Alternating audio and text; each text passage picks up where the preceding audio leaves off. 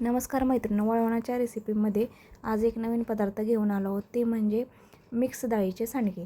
आता हे मिक्स डाळीचे सांडगे बनवण्यासाठी काय काय साहित्य लागतं हे आजच्या व्हिडिओमध्ये आपण पाहणार आहोत. तर व्हिडिओ शेवटपर्यंत नक्की बघा, कारण की तुम्हाला छोट्या छोट्या टिप्स या व्हिडिओद्वारे तुम्हाला समजणार आहेत. आणि आपण हे मिक्स डाळीचे सांडगे घरच्या साहित्यामध्ये बनवणार आहोत, त्यामध्ये कुठेही जाण्याची गरज नाही आपल्याला.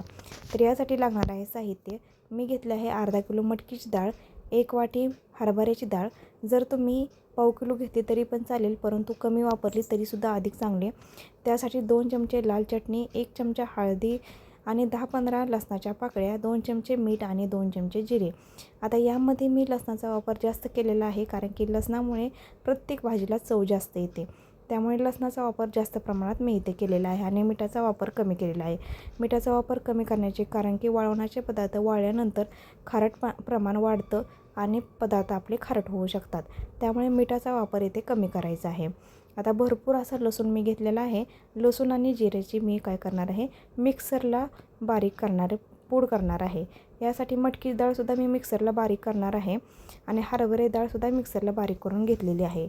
म्हणजे तुम्हाला कोणत्याही प्रकारे गिरणी जायची गरज नाही किंवा डाळी भिजवून ठेवण्याची सुद्धा गरज नाही. फक्त आपण हळूहळू जर मिक्सरला बारीक केलं तर लवकर बारीक होतं. जास्त प्रमाणात डाळी मिक्सरला बारीक करायच्या नाहीत, कारण की मिक्सर खराब होऊ शकतो. त्यामुळे थोडी डाळ घेऊन मिक्सरला बारीक केलेली आहे. आता मटकी डाळ आणि हरभरा डाळ मी बारीक करून मी ही सर्व डाळी मिक्स करून घेते आणि आपण जे पदार्थ म्हणजे साहित्य घेतलं होतं ते आता यामध्ये हळूहळू टाकून घ्यायचे आहे. यासाठी प्रथम मी काय करते, 2 चमचे मीठ घेतलेलं आहे ते टाकून घेते. चवीनुसार हे मीठ आहे. जर तुमचे जास्त प्रमाण असेल तर तुम्ही प्रमाण जास्त वाढवू शकता, जर तुम्हाला खारट वगैरे आवडत असेल तर. परंतु खारट सांडगे अजिबात चांगले लागत नाहीत. आता बघा, 2 चमचे मीठ झाल्यानंतर 2 चमचे लाल चटणीसुद्धा टाकून घेतलेली आहे.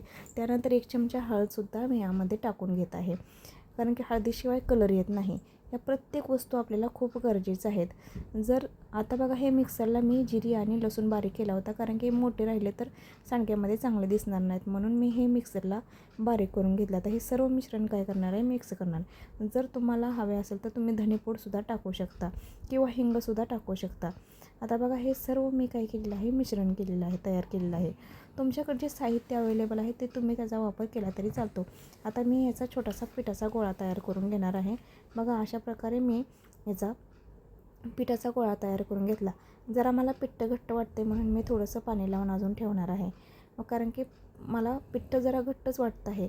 त्यामुळे आता बघा, हे झाकून मी 1 तासासाठी ठेवणार आहे, कारण की थोडंसं मुरलं म्हणजे अजून छान वाटेल. आता 1 तास माझं झालेलं आहे आणि मी सांडगे घालायसाठी घेणार आहे. तुम्ही सुती कपड्यावर सुद्धा सांडगे घरामध्ये बसून घालू शकता, परंतु मी या ठिकाणी काय करणार आहे, ताटच घेणार आहे. आता माझ्याकडे मी थोडंसं एका वाटीमध्ये आपले पाणी घेणार आहे. नॉर्मल पाणी घ्यायचं आहे, गरम पाणी वगैरे घ्यायचं नाही, कारण की हाताला जर पाणी लावलं तर पीठ चिटकत नाही. आता मग मला तर पीठ घट्ट वाटते, परंतु मी एकदा यामध्ये ट्राय करून बघणार आहे की मला पिठं कसं वाटतं. मला बघा, थोडंसं पिठं घट्ट वाटायला लागलं आहे, कारण की माझे सांडगे लवकर पडण्यात, त्यामुळे पिठं घट्ट वाटतं. आता मी थोडंसं पाणी लावून अजून पीठ चांगलं मुरून घेणार आहे. 1-5 मिनटं मी ह्याला पाणी लावून मुरून घेतल्यानंतर बघा, मला सांडगे किती छान प्रकारे जमायला लागलेले आहेत. आणि अर्धा ते पाऊण किलोच्या सांडग्यामध्ये माझे किती प्रमाणात सांडगे झाले हे सुद्धा मी तुम्हाला या व्हिडिओमध्ये दाखवणार आहे. अशा प्रकारे बघा, सर्व सांडगे मी काय करणार आहे, बनवून घेणार आहे. आणि सांडगे हे बनवून घेतल्यानंतर तुम्हालासुद्धा कांदा टोमॅटो टाकून भाजी बनवूनसुद्धा खायला आवडते का, हे कमेंट बॉक्समध्ये सुद्धा सांगायला विसरू नका. आता माझे अर्धा ते पाऊण किलोच्या सांडग्यामध्ये माझे हे 4 ताटं भरली जाणार आहेत. म्हणजे 4 ताटे माझे भरलेले आहेत. जर तुम्ही घरच्या घरी जर तुम्हाला खायचे असेल, तुम्ही हे पद्धत नक्की वापरू शकता. तुम्हाला गिरणीतून डाळसुद्धा दळून आणायची गरज नाही. जर तुमच्या घरामध्ये जास्त लोक असतील तर तुम्ही जास्तसुद्धा बनवू शकता, आणि आवडत असतील तर भरपूर प्रमाणात बनवले तरीसुद्धा काही हरकत नाही. बघा, हे 4 ताटं माझे एवढी छान भरलेले आहेत फक्त पाऊण किलो डाळीमध्ये. आता हे सर्व मी आता काय करणार आहे, 2 ते 3 दिवस चांगले कडक उन्हामध्ये वाळवणार आहे.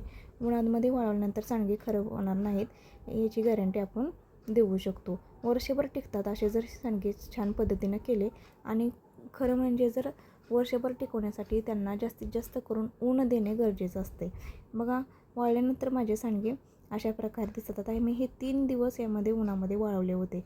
आता त्याचा खळखळ असा आवाज येतोय.